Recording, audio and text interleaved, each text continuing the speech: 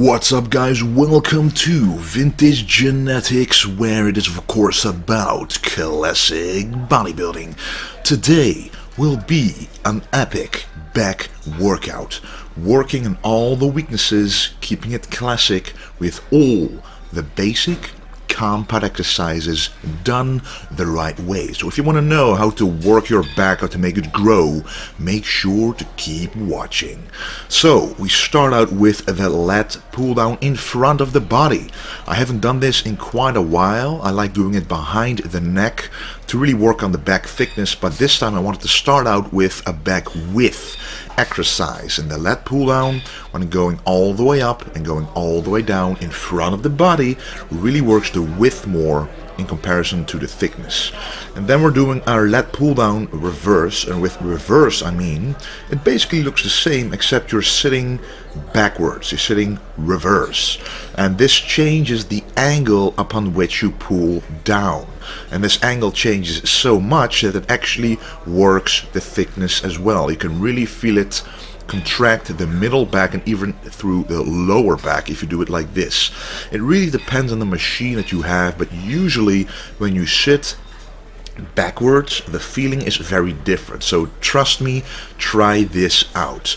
However, the main difference is that you don't have any leg support holding you down. So when doing this exercise, I'd recommend at least doing one exercise beforehand so you're already kind of fatigued, because if you're doing a very heavy weight you will only be pulling yourself up instead of pulling the weight down. So remind that when doing an exercise like this. Then after doing the pull down exercises, it is time for the rowing exercises. And this is the bent over row. And what I like to do is I like to let the bar go down below my knees, getting a full range of motion and keeping my back very arched. As you can see, as I'm about to do this next set number 2, you will see that my back is very arched, and the more arched your back is, the better the contraction in your lower and middle back is, and at the same time you are saving your lower back, protecting it, because if you have a rounded back there's way too much stress on the spine, which is not what you want, because trust me, having an injury in the spine really holds you back for weeks if not months. I have been there doing way too heavy squats without keeping my back arched enough. And then when I'm going to a heavier weight like this, to protect my back even more, I like wearing a tight belt.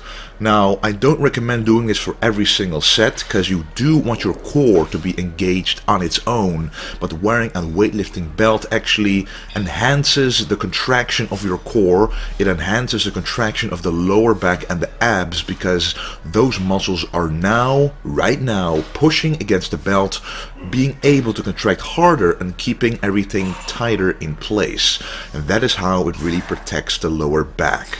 And then we move on to the almost heaviest set. I didn't record the master last set, but I just want to show you quite a lot of sets of the bent over row so you can actually see what I'm going through. I started out with set 1, just a warm-up. I always like to warm up with a light weight when doing a free weight movement. But as you can see, still with a heavy weight. You know, a lot of people like go a lot heavier, but to me this feels heavy. If you want to do it correctly, you still go below the knees and let the bar go up to your belly button, making sure you contract the lower and middle back, which is what I want to improve upon. And of course, after doing a lot of compound exercises using 2 arms at the same time, I always like to include at least one exercise when doing back unilaterally. So a unilateral exercise means you're working one arm before the other. So one half of the back is worked before you work the other half. So if you have an imbalance, for example, I make workout plans for people, and a lot of times they say, oh, I have an imbalance in my lats, my left lat is bigger than my right, or my left bicep is bigger than my right.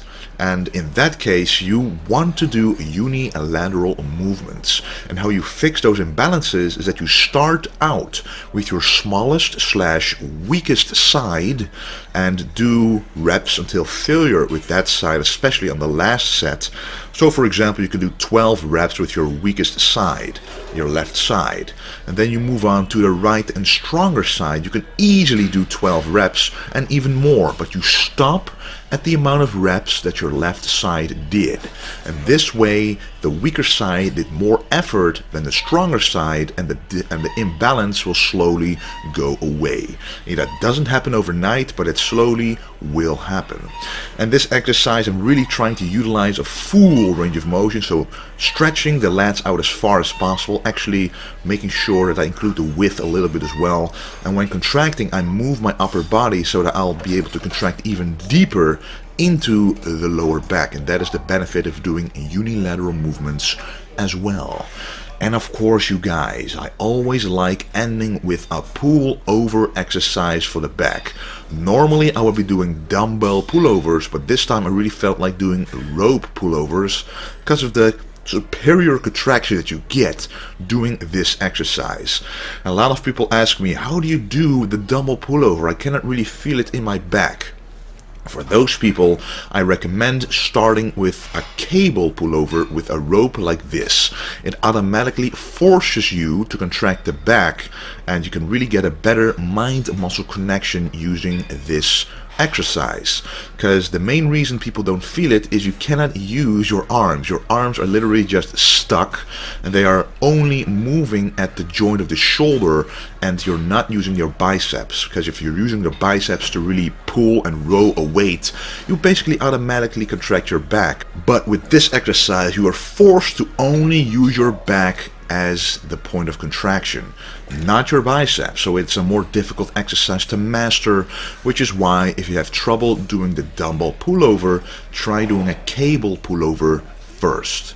And then after doing 5 back exercises, we move on to the biceps. Of course, we cannot miss doing the biceps. Now, if you guys follow me for a longer time, you know that my biceps are a strong point compared to my triceps. So I'm only going to do 2 exercises today instead of 3. A lot of people find it difficult to stop working the strong points as much.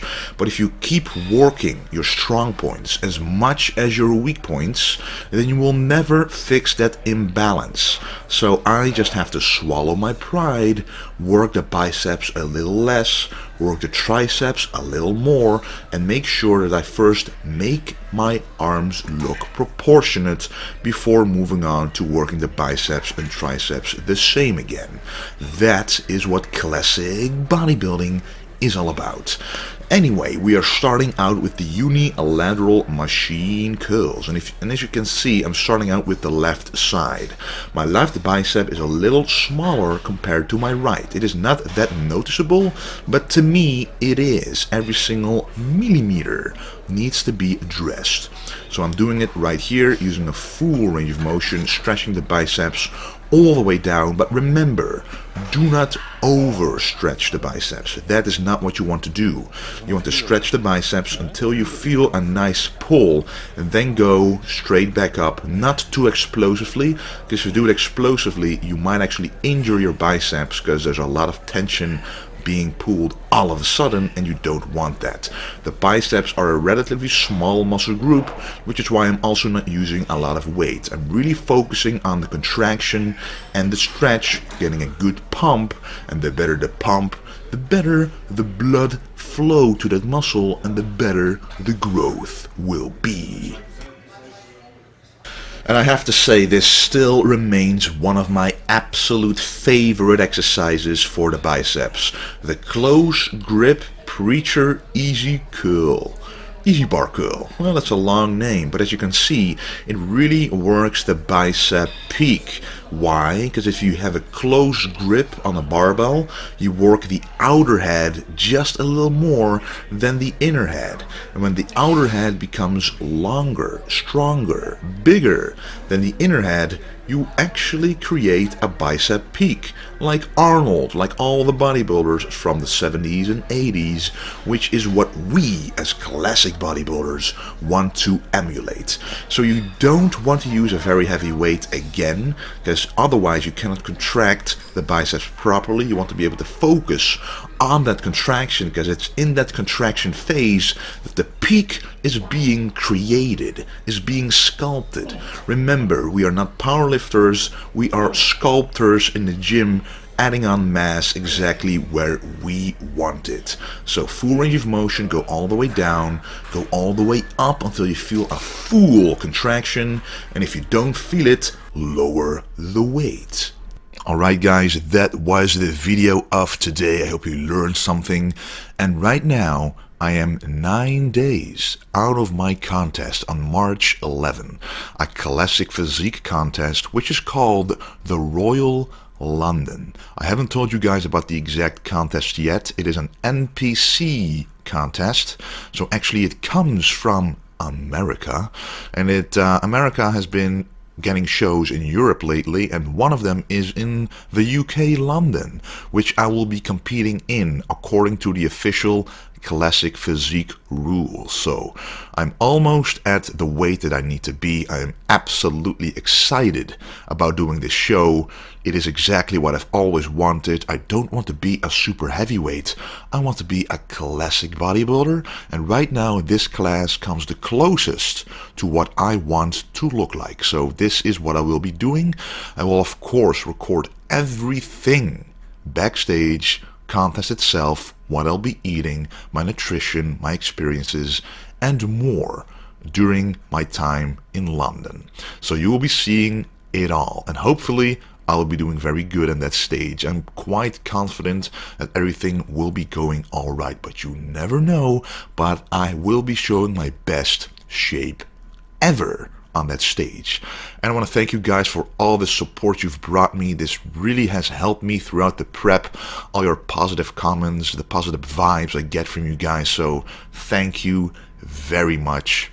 And the next video that I will be posting might be a nutrition video about what I'll be eating in peak week, or the next video will be coming out quite late, as on next Thursday morning I will already be leaving to London, so from then I won't be able to post much video. So in that case, if you want to still follow what I'm doing, follow me at Instagram at Wesley Vissers. If you don't know how to spell it, check out the description of this video and my Instagram tag is in there.